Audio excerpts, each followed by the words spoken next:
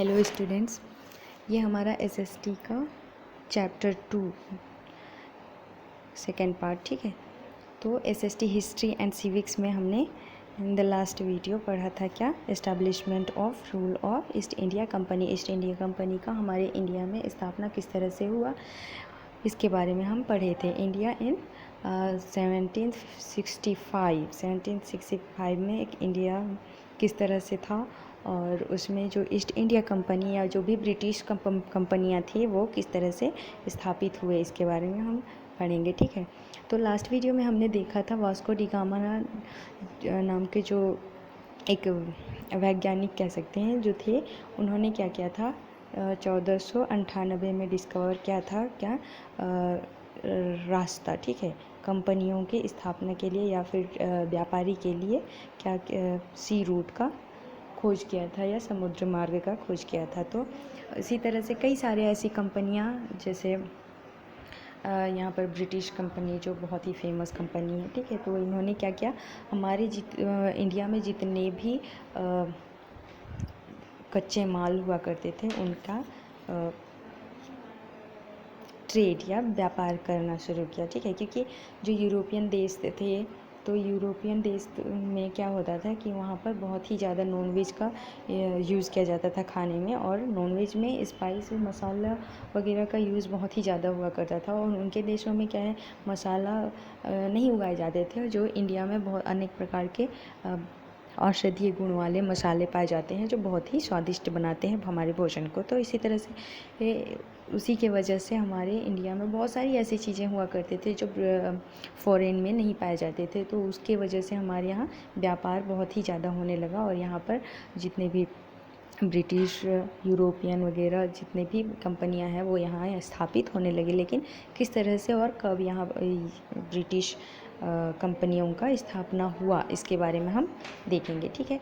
तो last video में हमने देखा था ब्रिटिश फैक्ट्री, जैसे कि आप यहाँ देख सकते हैं डायग्राम में, ब्रिटिश फैक्ट्रीज वगैरह कैसे हुआ करते थे और इससे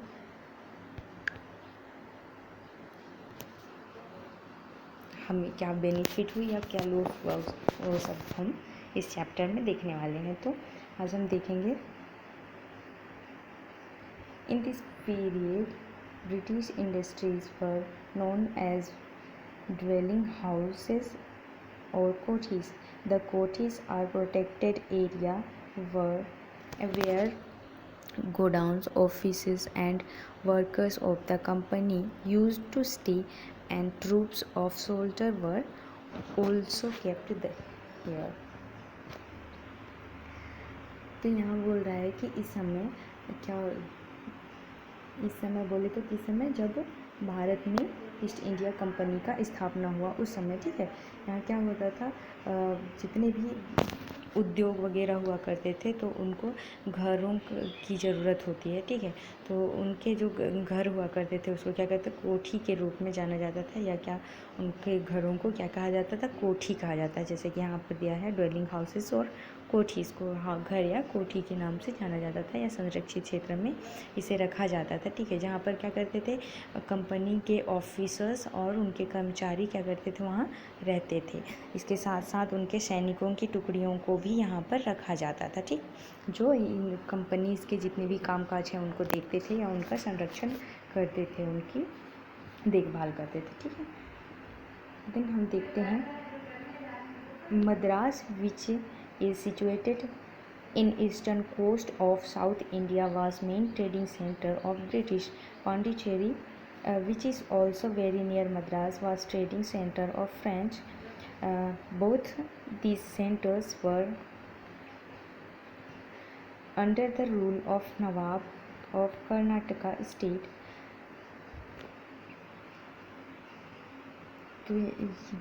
Madras, which is situated in eastern coast of South India. तो मद्रास जो है वो कहाँ स्थित है, दक्षिण भारत के पूर्वी तट पर स्थित है, ठीक है। वो जो ब्रिटिशों का मुख्य क्या था, व्यापारी केंद्र था। ब्रिटिश या अंग्रेज़ों का क्या था, मुख्य व्यापारी केंद्र, जहाँ पर मुख्य रूप से व्यापारिक कार्य का निर्वहन किया जाता था, ठीक है, या संचालन किया जाता था। Pondicherry, which is also very near Madras, was a trading center of French. Pondicherry भी मद्रास के बहुत ही करीब में था, जो क्या फ्रेंच व्यापारिक केंद्र था। जो मद्रास है वो ब्रिटिश का मुख्य व्यापारिक केंद्र था, और पांडिचेरी क्या था, फ्रांस या फ्रांसीसियों का या फ्रेंच का व्यापारिक केंद्र, मुख्य व्यापारिक केंद्र होता था। ठीक है।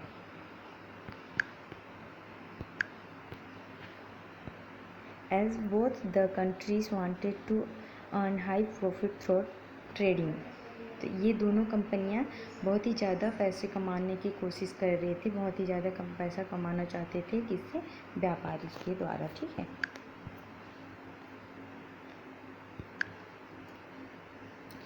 They got friendly with Nawab of Karnataka. Conflict for the post of next successor of the Nawab took place at this time. At this time, French and British got the opportunity to join in the Karnataka politics. Both French and British took the opposite sides in the conflict. तो इस समय जैसे कि आप सभी जानते हैं, व्यापार की वजह से इनको बहुत ही ज़्यादा प्रॉफिट कमाना था। ठीक है।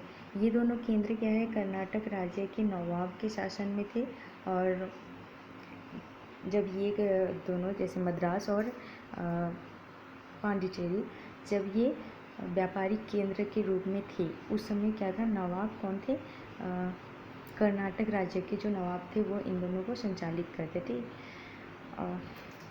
जैसे कि दोनों देश व्यापार के माध्यम से बहुत ही ज़्यादा लाभ अर्जित करना चाहते थे। कर्नाटक के नवाब के साथ में भी उनकी मित्रता हो गई थी। ठीक है। They got friendly with the nawab of Karnataka के। सो नवाब के अगले उत्तराधिकारी के पद के लिए इनको बहुत ही ज़्यादा संघर्ष करना पड़ रहा था इस समय, बहुत ही क्योंकि ये प्रॉफिट कमाना चाहते थे व्यापार के थ्रू। ठीक है। व्यापार के थ्रू प्रॉफिट कमाना चाहते थे, तो इनको एक उत्तराधिकारी चाहिए था कि ये इस नवाब के अगले नवाब कौन होंगे जो हमें थोड़ा हमारे साथ में मिलजुल कर और प्रॉफिट के लिए। ठीक है। तो इस तरह से वो संघर्ष कर रहे थे कि अगले उत्तराधिकारी के पद में कौन होगा। ठीक। चुंगीकर tax which has to be paid by traders to the king of different state on transporting trading goods. चुंगीकर एक प्रकार का टैक्स है। ठीक है। टैक्स या जिसको क्या बोलते हैं, कर। वह कर जो व्यापारियों द्वारा व्यापारिक वस्तुओं के परिवहन पर विभिन्न राज्यों के राजाओं को देना पड़ता है। नहीं, अलग अलग राज्यों को, जैसे यहाँ से हम किसी दूसरे, हम जिस राज्य में हैं छत्तीसगढ़ में, तो छत्तीसगढ़ के अलावा किसी और जगह पर हम अपना माल बेचते हैं या माल का ट्रांसपोर्ट करते हैं, तो फिर उसमें हमको कर देना पड़ेगा। ठीक है। तो इस तरह के कर को कौन से क्या कहते हैं, चुंगी कर कहते हैं या चुंगी कर टैक्स कहते हैं। ठीक है। नेक्स्ट है trade between India and other nation. Bharat और अन्य देशों में के बीच में व्यापार के बारे में। ठीक है।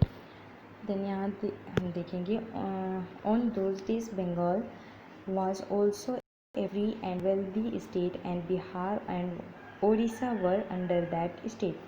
Large scale of foreign trade took place at that time.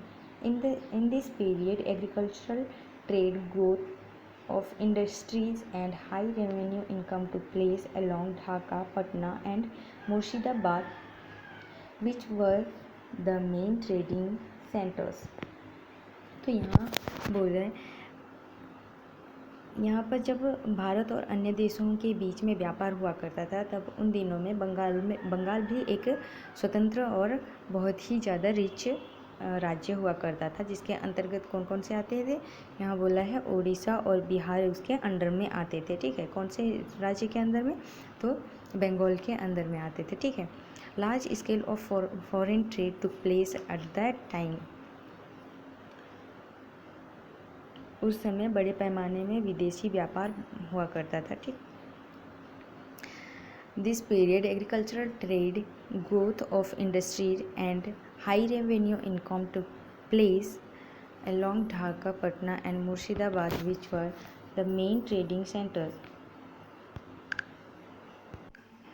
इस समय ढाका, पटना, मुर्शिदाबाद इन जगहों में जो मेन व्यापारिक केंद्र हुआ करते थे, यहाँ पर एग्रीकल्चरल कृषि और उद्योगों का बहुत ही ज़्यादा व्यापार होने लगा या व्यापारिक वृद्धि होने लगी। ठीक है, किस किस के बीच में?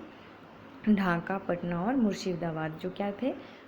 मुख्य केंद्र थे किसके? व्यापारिक के। ठीक है, व्यापारिक केंद्र हुआ करते, तो यहाँ पर बहुत ही ज़्यादा व्यापार और कृषि का वृद्धि हुआ। ठीक, then after the death of nawab of Bengal Ali Vardi Khan, his son Sirajuddaulah become nawab of Bengal in 1756. Both British and French misused their power, which they got through trading and fortified the city.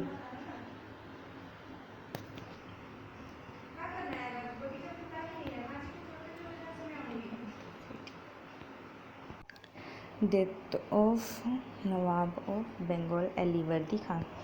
तो यहाँ बंगाल के नवाब, क्या नाम था उनका? वो अली वर्दी खान। उनके मृत्यु के बाद में उनके बेटे सिराजुद्दौला वहाँ के नवाब बने। ठीक है, कहाँ के? वेस्ट बंगालिया के नवाब बने सन 1756 में। ठीक है, both British and French misuse their power which they got through trading and fortified the city. इस समय क्या, जब सिराजुद्दौला ये बंगाल के नवाब बने उनके पिता के मृत्यु के बाद में, तो ब्रिटिश और फ्रांसीसी जो भी होते थे वो क्या क्या करते थे? अपने पावर का मिसयूज़ क्या करते थे? गलत उपयोग क्या करते थे? और अपने पावर का गलत यूज़ करते हुए उन्होंने क्या किया?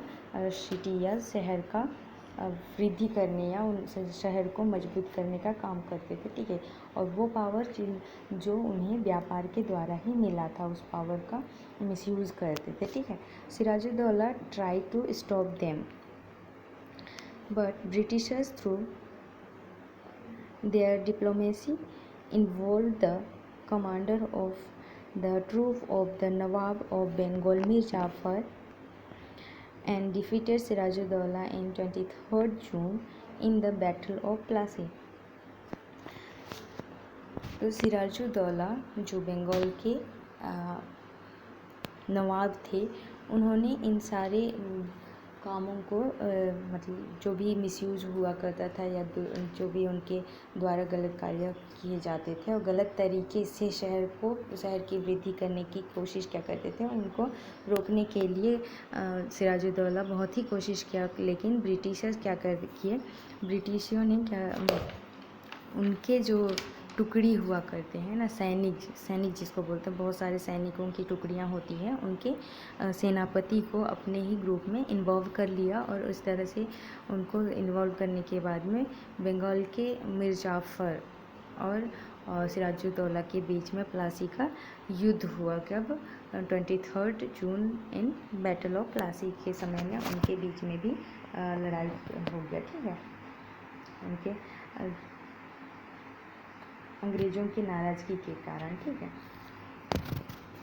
देन मोनू पूछता है, what did the Britishers gain from the battle of Plassey. तो मोनू बोलता है कि प्लासी की लड़ाई में अंग्रेज़ों को क्या हासिल हुआ। देन टीचर बोलते हैं, the Britishers had great financial gain from the battle of Plassey. अंग्रेज़ों को प्लासी के लड़ाई में बहुत ही ज़्यादा आर्थिक लाभ हुआ। ठीक, Britishers made Mir Jafar nawab and collected a great wealth and trade facility, but nawab Mir Jafar could not bear the Britishers interference and financial demands for long. Britishers जो है वो अपने बहुत सारे धन एकत्रित कर उनको लाभ देकर और या फिर व्यापार की बहुत सारा सुविधा देकर भी मीर जाफ़र को नवाब बनाया। और लेकिन जो मीर जाफ़र हैं वो बहुत लंबे अंग्रेज़ों के हस्तक्षेपों को नहीं झेल सके, ठीक है। और इनकी जो भी वित्तीय मांग थी या वित्तीय मांगों को लंबे समय तक नहीं सहन कर सके और यह अंत में धीरे धीरे अपने आप को इस ओहदा से हटाने की कोशिश कर रहे थे। पर उसी समय क्या होता है, यहाँ देखिए, in the end was betrayed and dethroned by the Britishers. In this place, the Britishers made Mir Kazim the Nawab of Bengal and gave him permanent authority to collect revenue from Chatgaon, Vardhan, Midnapur districts.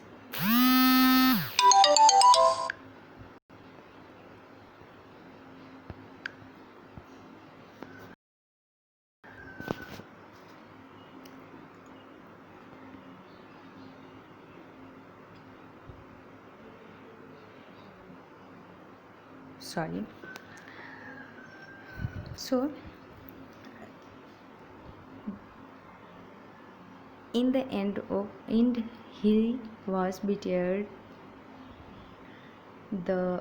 and dethroned by the Britishers. तो यहाँ क्या बोल रहे हैं, अंत में अंग्रेज़ों द्वारा उन्हें बहुत ही बुरी तरह से धोखा मिला और क्या जो मीर काजिम थे वो भी एक राज खानदान के या नवाब मतलब नवाब बनने के लायक या तो फिर उन्होंने क्या किया, जो ब्रिटिश थे या अंग्रेज़ लोग थे वो मीर काजिम को उनके स्थान पर, किनके स्थान पर, मीर जाफ़र के स्थान पर मीर काजिम को उनका नवाब बना दिया, ठीक है। और उन्हें बहुत ही सारा ऐसे ओहदे दिए गए या उनके बहुत सारे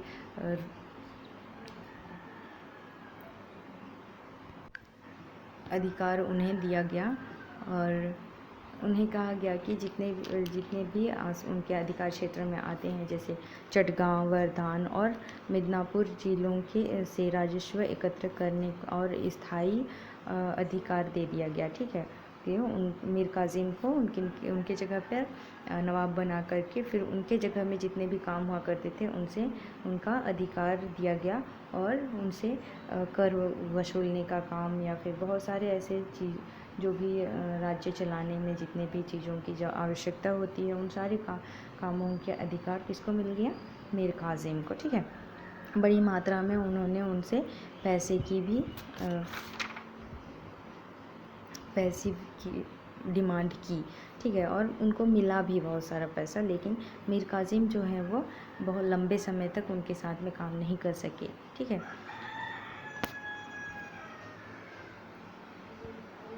Nawab Mir Kazim also could not bear these financial restrictions for long, so in frustration he removed taxes for all type of trade and forced the company employees to pay taxes. This stopped the benefits given to Britishers, which created tension between the Nawab and British. तो यहाँ क्या हुआ, जो मीर काजिम थे वो भी इनके अंग्रेज़ों के वित्तीय जो भी डिमांड्स थे, ठीक, या फाइनेंशियल डिमांड्स थे उनको नहीं झेल सके और इस फ्रस्ट्रेशन में आकर के या निराशाजनक माइंड में हो रह के उन्होंने क्या किया, गुस्से में आकर के जितने भी व्यापार के टैक्स लगते थे उनको बंद करा दिया या रिमूव कर दिए। और रिमूव करने के बाद में जो कंपनियां होती थी उनके एम्प्लॉइज़, वहाँ काम करने वाले जो होते थे उनसे टैक्स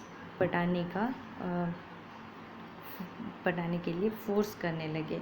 और इसी तरह से इन सभी चीज़ों को रोकने की कोशिश करने के चक्कर में क्या हुआ, ब्रिटिश और नवाबों के बीच में बहुत ही ज़्यादा पंगा हो गया या बहुत ही ज़्यादा उनके बीच में टेंशन आने लगी, ठीक है। तो इस तरह से जो भी व्यापार होता था उसके वजह से इनके बीच में झगड़ा होने लगा, ठीक है। तो इस तरह से आज का ये वीडियो यहीं तक रहेगा। नेक्स्ट डे हम देखेंगे आगे का जो भी चैप्टर में है वो सब हम देखेंगे। और इसमें मेनली इसमें बस यही दिया गया है कि इस चैप्टर में हम क्या पढ़ेंगे, तो जो ब्रिटिश कंपनियां थी वो इंडिया में आकर किस तरह से उनके ऊपर शासन किया और किस तरह से व्यापार किया और उसमें से क्या क्या प्रॉफिट उनको हुआ, और हमारा जो इंडिया है उसको क्या प्रॉफिट हुआ, क्या लॉस हुआ, इसके बारे में ही पूरे चैप्टर में हमको पढ़ना है। तो आगे हम अच्छे से इसको देखेंगे। तो आज के लिए यहीं ख़त्म करते हैं, मिलते हैं नेक्स्ट वीडियो में। Thank you guys.